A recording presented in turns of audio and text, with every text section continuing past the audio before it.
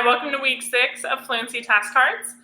This week we are featuring the novel Muslim Girls Rise. Now this is a new book to my collection. I bought it over the summer and I read through it in a day. I was so obsessed with it.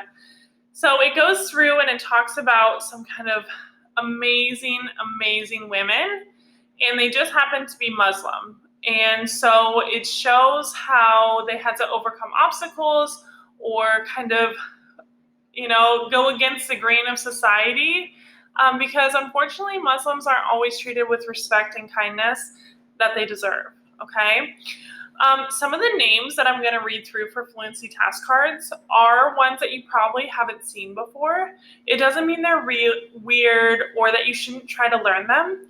You might even see me kind of have to think through the pronunciations I've been practicing, but that doesn't mean I'll get it to perfection.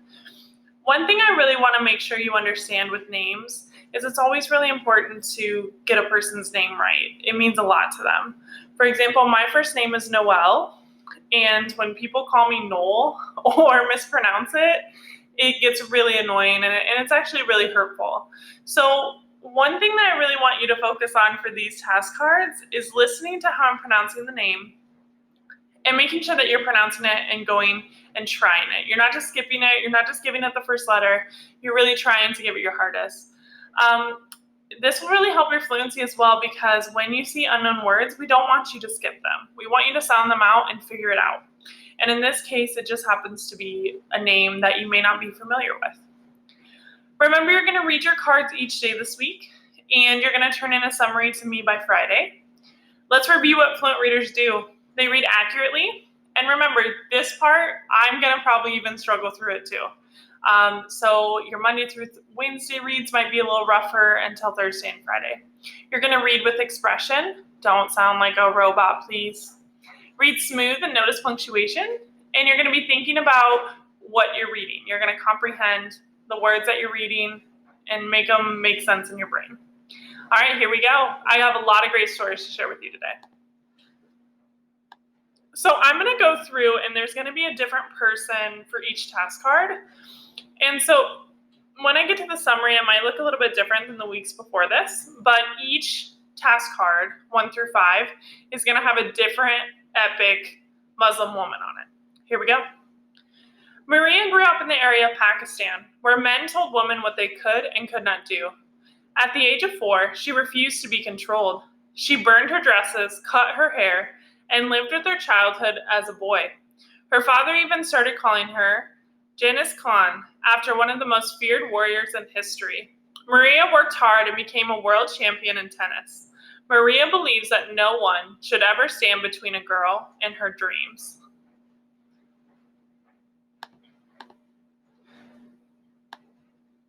All right, our second one. Malala wanted one thing growing up: to learn. As the daughter of a teacher, she knew knowledge is power. In the beautiful landscapes of Swat Valley, Pakistan, where Malala grew up, weak men tried to force girls to stay at home. When she continued to go to school and spoke against inequality, she was attacked. Malala survived a violent attempt to end her life, and her vice only grew stronger. Malala wants girls to have the power of education. All right, now we have Linda. Let me move myself over a little bit. Linda feels happiest when she's standing up to bullies and defending others. She is an activist.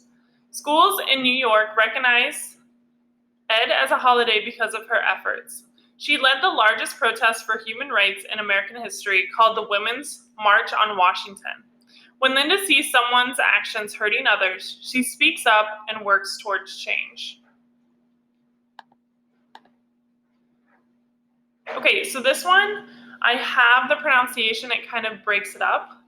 So, Elisha lost her father when she was only 2 years old. Her father was Malcolm X, a famous civil rights leader who fought for equality. Equality means all people should be treated fairly. Elisha carried on her father's dream and wrote award-winning books about his life. She helps encourage people from different religions to work together. Elisha believes that focusing on love can erase hate. And last but not least, if you have time, research this amazing woman, because I just watched this small little documentary on YouTube about her fencing career, and it was amazing. Okay, so if I'm gonna break up her name, notice right at the top here. So it's Ibtihaj. So Ibtihaj loved playing sports. She enjoyed everything from tennis to softball and volleyball. Sometimes she felt like she stuck out from other athletes because she covered her arms, legs, and hair. One day she saw kids practicing fencing, a sword fighting sport. She noticed the uniform they wore was hijab friendly, and that is just the headpiece that she's wearing. And that just goes along with her religion, that she wanted her hair covered. So with the fencing uniform, you have a mask on and everything's pretty much covered from the head down.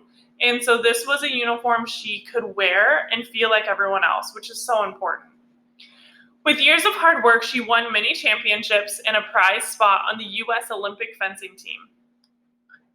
Ibtihaj encourages girls to feel confident and strong through sports.